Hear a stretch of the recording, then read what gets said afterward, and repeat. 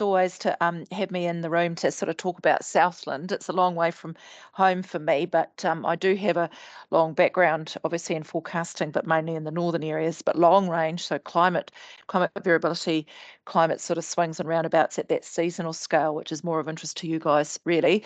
Yeah, 30 years experience in that type of slot. So as promised, this year, the early part of this year, 2023, was not as dry as previous. However, I still know that these fronts that are coming through the region now has still not delivered what I would call drought-breaking rain, if that makes sense. You still want more, okay? So let's sort of talk about what I'm seeing in the latest models.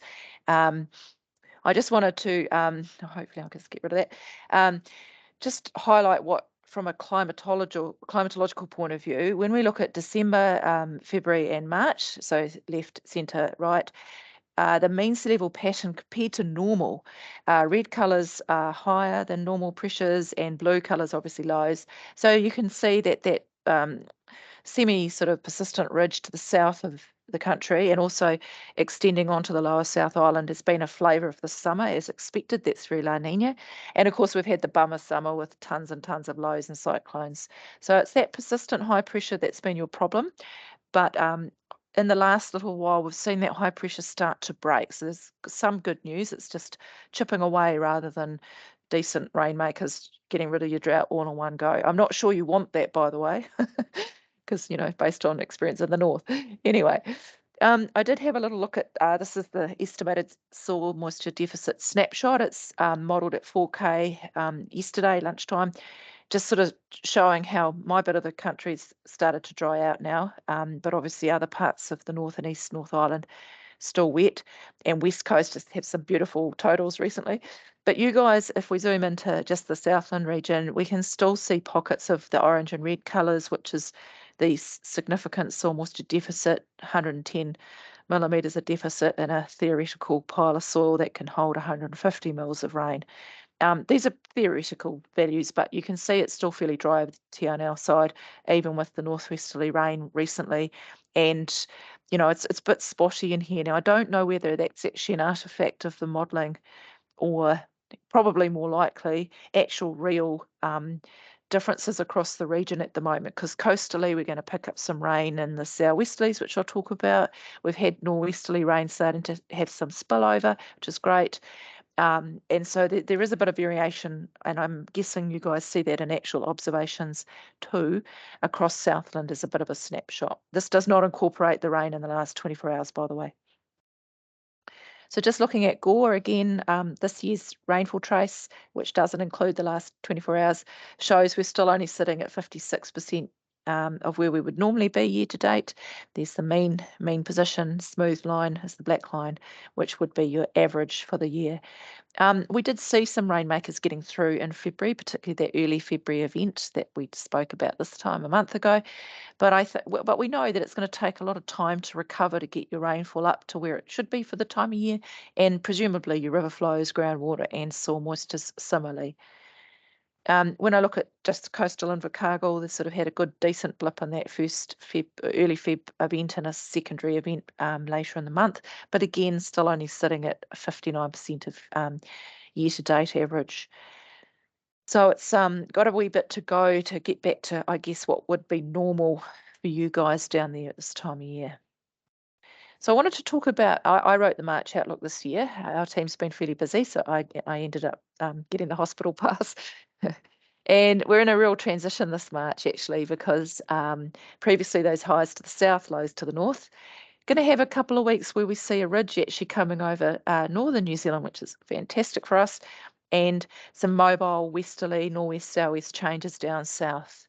So I've actually coloured Southland in to the best of my ability with the ensembles, longer range 4 weeks for March, in the normal or above normal category. Now, I suspect there's a gradient between coast and inland, so the coast is wetter, relatively wetter to climatology than inland. Similarly with western being slightly more spillover than the eastern parts of the district. And the reason why I was pretty keen on a westerly burst is, of course, our Southern Ocean, which is your main weather driver, had, been in the quiet or positive phase, coloured red in this diagram, through spring and bulk of summer. There's the blip in February that delivered some rain, but it didn't last long. We had a recent little negative mobile feature. And then the forecast for the coming fortnight is, on the whole, fairly active Southern Ocean. So it's a mostly unsettled phase in the coming fortnight. However, it is March, and we don't tend to get the volumes of rain with each front at this time of year. You'll know what I'm talking about. So I'll zoom in on those fronts shortly. Oops. Right. So this is the way I look at weather, which is our forecast isobars and a little bit of moisture. It's not rain, it's just 700 hectopascal relative humidity. So we know that this morning's rain delivered between about 4 and 15 millimetres across the bulk of Southland. Western sites, of course, Manapuri wested, real well in that norwesterly rain ahead of the front. But the rest of today, we've got some thunderstorms this afternoon. They'll be pretty spotty, locally heavy, but not everyone will see them. And then we get into a few showers Friday, a couple of showers at east on Saturday. This is just the noon Saturday. However, we do look likely to get another burst of nor'west rain and then a follow-up, and it's the follow-up features we want, where we're actually getting a westerly rain band pushing through into Southland. By noon Monday, we're into. You've hit the mute there, George. Oh, sorry, I'm back. Am I back now? Yes, you are. Sorry, where did you get to? Just checking. I'm not 100% sure. Okay, the you slide. talked about Sunday. Sunday. Yeah, Cool. Sunday. Sorry, I don't know what happened there because my hands were well away. I think well away from the button. I'm thinking there's a ghost in the machine. But anyway, it's good you jumped in. Thanks, Simon. So Sunday we get a burst of nor'west rain coming onto Fiordland, Westland, of course, and you obviously get some spillover a little bit into the western parts of the district, but it's not a great spillover event. What we're really looking forward to is the westerly features actually pushing into Southland with the best totals on the coast, of course, and delivering brief spells of showers or rain, but it's brief. They're mobile, okay? And by noon Monday, we're into anticyclonic southwest again. So I think the key message in the coming few days is it's chipping away at the dry rather than anything really drought breaking. The west coast is getting decent amounts, but you're not the west coast, sadly. So it's not dead dry, but it's certainly not enough yet, okay? And these are just the equivalent rain pictures showing not much on Saturday. Decent rain with this little band and the subsequent second feature. There's a couple of features moving through, good news. And then some quite showery coastal southwesterlies on Monday. It's quite unstable. It's a bit cooler too. Okay. So when we look at a 14-day view, these are probabilistic, like what are my chances of getting more than 20 mils today? Well, we know that most models, 50% of the models had 10 to 20, and that's pretty much we got 5 to 15 or 20, depending on where you were. So these are just sort of running a whole group of models, seeing what percentage of models produce what type of rain. It's actually for Invercargill Airport, so it's not too good for inland or western, but nevertheless not much the next 2 days, and then a decent burst on Sunday. I do draw your attention to next week. The latter part of next week looks reasonably mobile and juicy. Different flows. So we're getting a low in the Tasman. It feeds some moisture in, but it takes a bit of a front to drive it into Southland. So it's not a dry picture, but it's certainly not a particularly wet one either. It's just chipping away. So you might have heard a bit of chat around La Nina. La Nina's gone. It's great news. Let's get rid of her. We very much would like to get rid of La Nina up here. Neutral for the southern oscillation for autumn. What does neutral mean? It means that your Tasman Sea and your Southern Ocean are going to become, or already are, but in fact, the primary drivers for you guys and for New Zealand for autumn. And in fact, for winter, no matter what happens with El Nino, some models say it's still neutral. Some real fast models say it's El Nino by the end of winter. I don't quite believe that, but never mind. It is almost irrelevant actually for winter to you guys. The Southern Ocean, Tasman Sea will be the primary drivers, full stop. Okay, we're going to get lows, mobile westerlies. It's just a matter of how oomphy those are, how dialed up they are as to how much rain we get. And most models do show an El Nino for spring. Okay, so again, you guys do wet springs and cold ones. So under El Nino, so it would be good to see, whether we're actually in El Nino by September. I suspect we will be. Oh, sorry, Mr. Pick. I wanted to talk about what we look at through, how do we do the long range? Well, the green colours are lower than normal pressures compared to climatology. Just remember that's always compared to normal. And we see that March, just so you know, which is not shown here, looked a bit like this. Lows coming onto southern New Zealand is not as strong. April tends to pop. We're going to get a late cyclone maybe up here. You guys are in that, less rain, more of a ridge maybe trying to return compared to normal, which basically means a mix of westerlies and weaker westerlies. And then June, just don't be conned.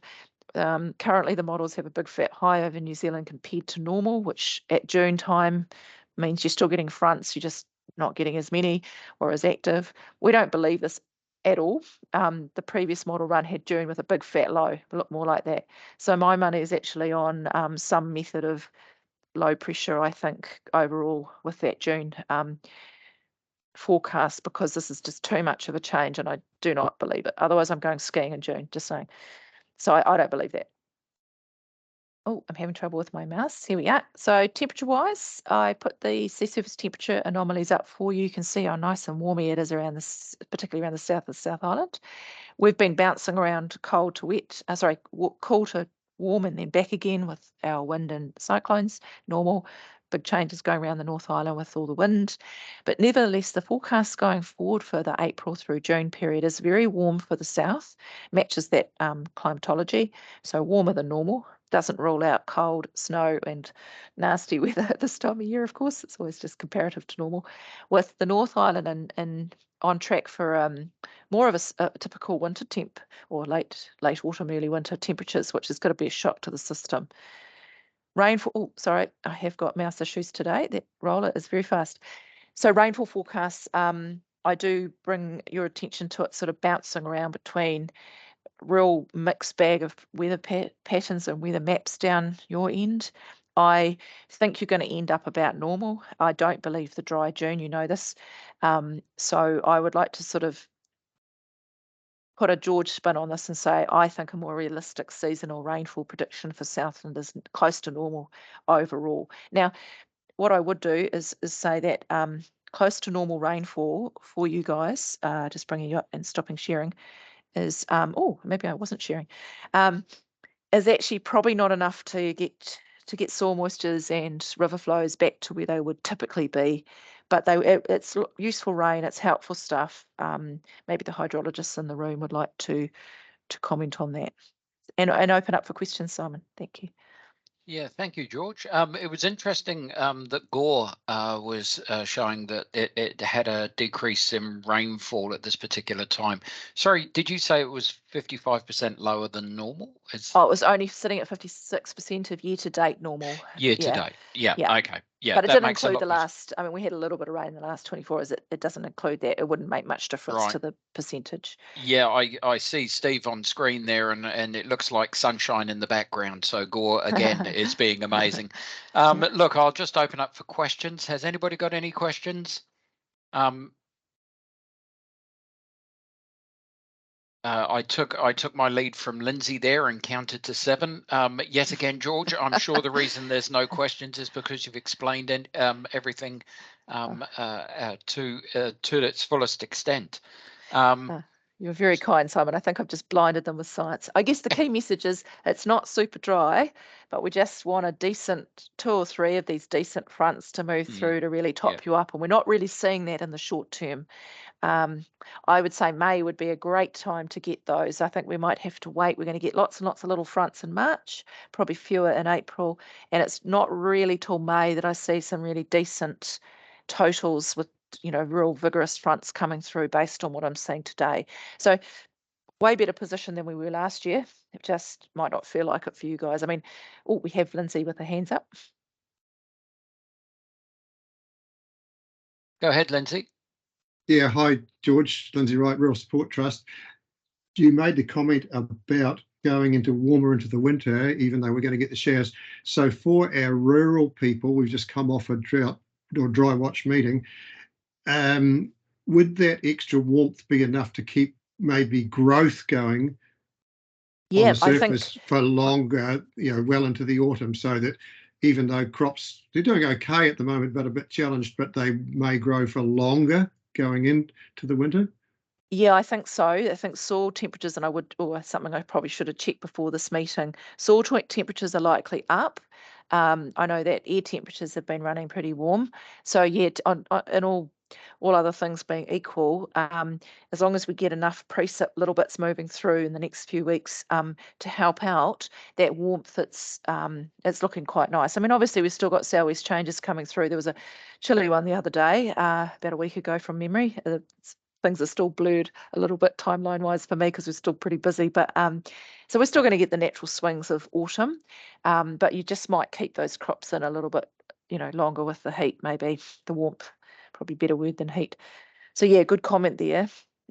Someone who knows about or has some obs around river flow, groundwater and soil moistures would be quite helpful to check that my modelling looks about right.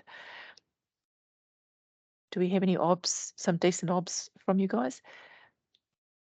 Yeah, I'm just looking through everybody that's online at the moment, and I'm sorry I can't see anybody there, I but know I'm only that's fine. quickly looking. That's fine. Yeah. I mean, I use it. We're always a little bit. I'm a pragmatist at heart, like most forecasters. It's always a little dicey just relying on model data because forecast models, they're not perfect. So by the time you accumulate soil moistures, they can go off piste a wee bit. They can run away from you if they don't quite get it right over a series of days. If they've overcooked the precip, then those soil moistures won't be right. I think they look about right to my eye, but I probably should have ground truth that with someone's actual observation. Yeah, So, I saw Karen online beforehand, but she's no a worries. really busy person, so I'm sure she's just Yeah. had to So pop all I'm off. saying is just take them with a little grain of salt. If you've got observations that they will always trump my, it's a good way to get a first picture in using the estimated soil moisture snapshots. Oh yeah. So Gore's down below last year. Okay, that's I wouldn't have picked that. I would have thought it was about the same. So thanks. But good luck, guys. And, we'll have Simon anytime you need us. We'll, maybe reconvene in a month and see if we're starting to get some actual Yeah. rainfall into the region. No, that sounds great. And look, I just see some questions on in the chat about whether this presentation will be available. We've recorded this I've presentation. sent yep. I've And also sent the PDF to you guys to share. we have the PDF, and what we'll do is we'll put that up on the website, on our website. So that's cdsouthland.co.nz. Awesome. Or Emergency Management Southland will take you there as well. George, as per usual, an absolute pleasure to have you here with us, and thank you so much for your knowledge in this area. And I'm sure we'll be calling on you to do this again if you don't mind. Well, no problem, but I was kind of hoping it would rain enough that you wouldn't need me. Yeah, I think we're all hoping for that, unless you own a motorhome. But hey, let's just leave it at that. Yeah, Okay. good stuff. Thanks, guys. Thank you very Have a much. good one. Thank you, everybody, Okay. for attending. And if you found this really interesting or you want to see more of it, please do email us and we will make sure it happens again. Thank you very much. Thanks, Simon. Yes, thanks, Simon. Thanks very much, Simon.